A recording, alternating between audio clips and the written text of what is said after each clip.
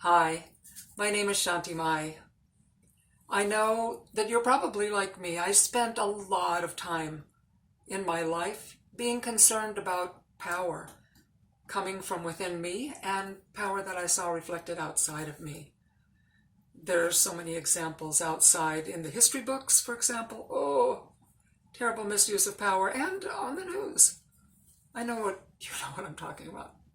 So naturally, when it seems to be arising from within us, it's good to be concerned. It's good to be awake at the wheel, paying attention to what we're going to do with that power. Many of us stop right there and suppress it. I understand why, but I also understand that it's very detrimental, not only to you, but to everybody who could have benefited from your visions, from your love, from your talent.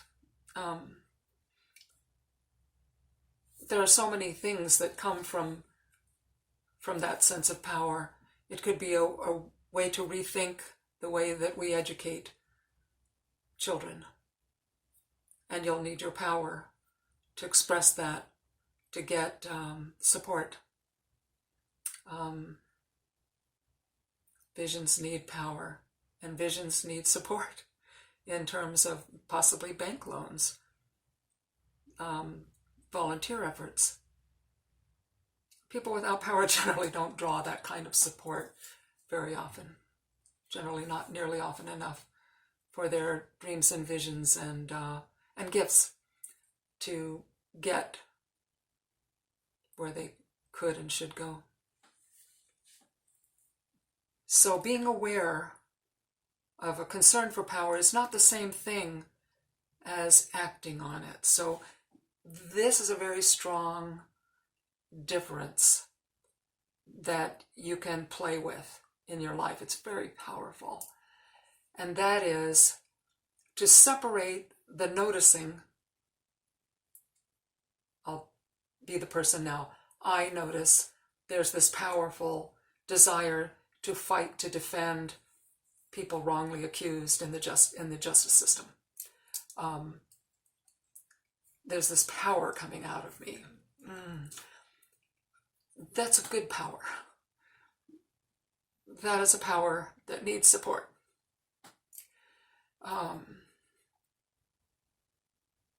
And seeing it is the first step.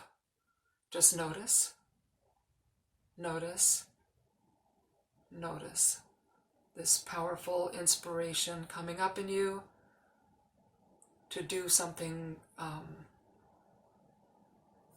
powerful. Important, and powerful. And the second thing is, just stop there. The next thing is just to notice your reaction to seeing the power, feeling the power. And make those two distinct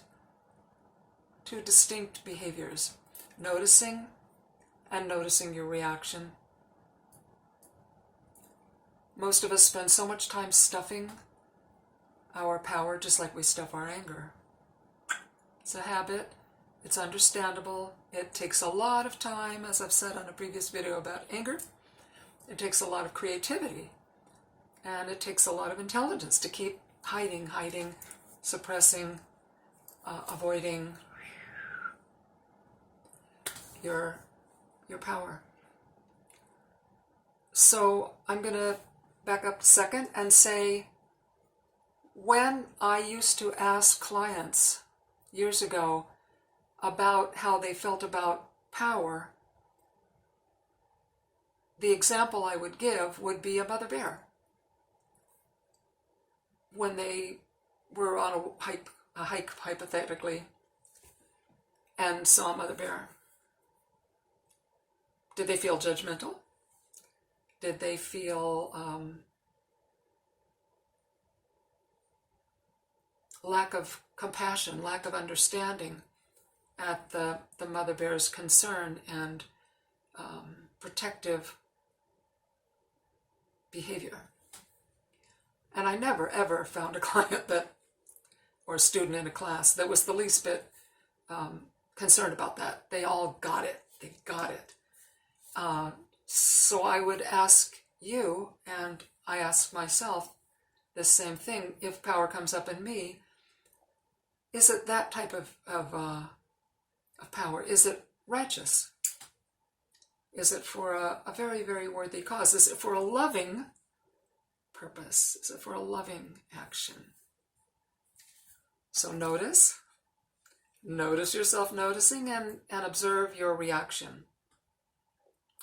If you find the power, and every time you find the power, it's immediately stuffed, just notice that. Don't try to stop yourself from stuffing it, or mislabeling it, or whatever creative things you might be doing.